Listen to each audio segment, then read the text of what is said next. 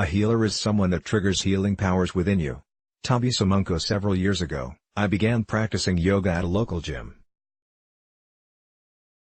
I was a busy woman, juggling a time-ascending career and a burgeoning bundle of children's activities. I was also battling chronic back pain, so I conceded to what, at the time, was a gargantuan gesture of self-care. I signed up for a yoga class. I rushed into the gym once a week to get my stretch on, and then I would rush out to proceed with the obligations of my overbooked schedule. When it came time for the final resting pose at the end of class, I would roll up my mat and leave. I didn't have time for Savasana. In a gym, you can do that without seeming inordinately rude, or, at least, I thought you could. At the time, I would have told you I didn't make room for stillness in my chaotic days because I literally couldn't find the time to squeeze it in, and that was certainly part of it, but a larger truth is, I couldn't live with the pain that came up in the quiet, so I avoided it at all costs. I had been running non-stop since I was 17. I didn't drink or smoke or have any recreational habits that slowed me down. I was intentional and purposeful, productive and efficient, building a secure life for myself and my family. I had never taken a nap in my adult life. But I kept showing up, once a week, to stretch. And I started to feel better, to feel more at home in my body, to move a little differently throughout my day, to breathe a little more mindy, to pause a little more reflectively, to notice the stresses I was putting on my body, to ease up a little, soften, slow down, to recognize when I was hungry and what I was hungry for. Eventually, my commitment to my yoga practice yielded an invitation I felt ready to accept. After 2 years of consistent practice, I stayed on my mat for my first Savasana. It was worse than I predicted, in every way. Inexplicably excruciating. I left the gym in tears. I tried to drive, but I was crying too hard to see. I pulled over on the side of the road, locked the car doors and dialed my mom's number. I was surprised when she answered. We hadn't spoken in well over a year and I struggled to find words. Eventually, from the quiet of my sealed car, I said, "Mom, I'm not blaming you, I know you did the best you could, but what happened when I was a kid? Why didn't you protect me? Why didn't you try to help me when you found out? Why did we keep having those men in our home?" She answered abruptly, "Michelle, what's the point in talking about this? It was a long time ago," she said, "you need to get over it." I was crying audibly now, but my mom had already hung up, and neither of us have spoken of it since. I forgive her, but we don't talk. She doesn't reach out and neither do I. What more is there to say?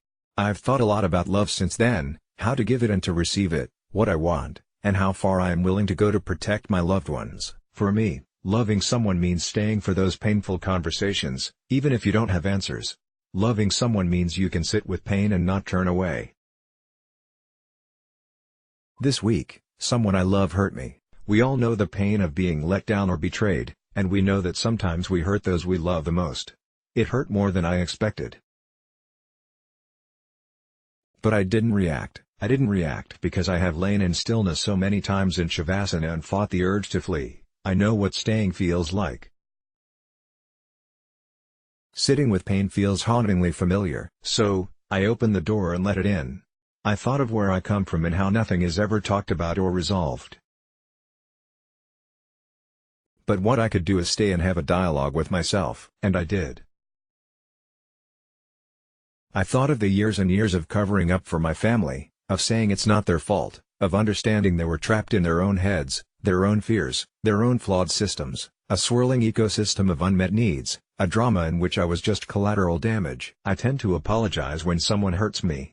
I say, "I'm sorry for being too sensitive or needy, for wanting too much, for having unrealistic expectations."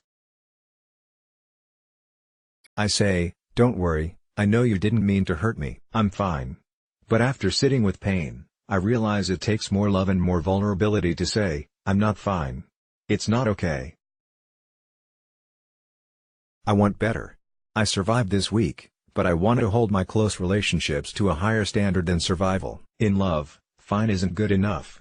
I can't forgive without an apology. But I've decided that forgiveness will be from a distance. I can let people go and move on with my life, without wanting to hurt them, without wishing them ill. I love my mom, but I've given up on closure.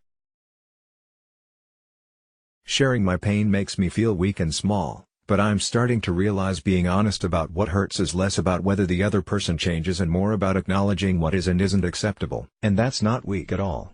I respect myself enough to recognize when something is terribly wrong.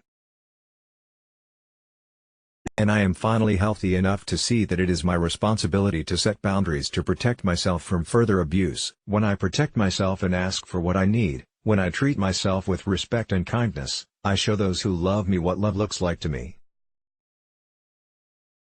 And this is a gift not only to myself, but to anyone who chooses to love me. Savasana helped me recognize there was something terribly wrong with my childhood. Savasana helped me hear that quiet voice in my head, gently saying, "You didn't deserve that. It wasn't your fault." Savasana has given me the gift of responding, rather than reacting. I no longer bolt from the room when I feel the anxiety of past fear rising up in me. In the quiet of Savasana, I have learned to give up the hope for a better past. Savasana has given me the gift of the present. And in the present moment, I know it's my job to protect myself, and that is something only I can do. Let's block ads. Why?